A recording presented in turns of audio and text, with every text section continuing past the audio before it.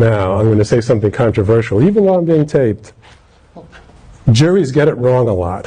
That's my own opinion. I do only civil trials, personal injury cases, contract disputes.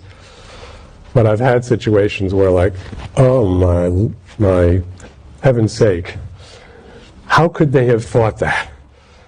Well, I have a tool that I can deal with that. It's called judgment notwithstanding the verdict. I can say there is no possible way that a reasonable jury would have reached that conclusion. And, all right, am I following the law or am I making law? Okay, I'm following law, I'm an impartial referee, but it's hard to factor out my own emotions. And I have tools.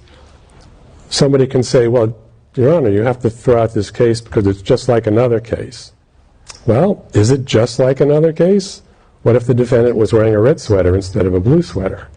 Oh, and by the way, I worked for the Columbia Daily Spectator for a couple of weeks. What happened was I went there every day and I wrote a few stories. One I got criticized on because I wrote that some Ku Klux Klanners had murdered some people, and I was told, you can't say that. How do we know? You weren't there. Well, that was what everybody thought. But anyway, yeah, we should have absolute immunity. What if we defame somebody? That's how it usually comes up. You know, you call somebody a murderer or a heroin addict, that sort of thing, a pedophile. If it's done in court, yeah, I think we should have absolute immunity.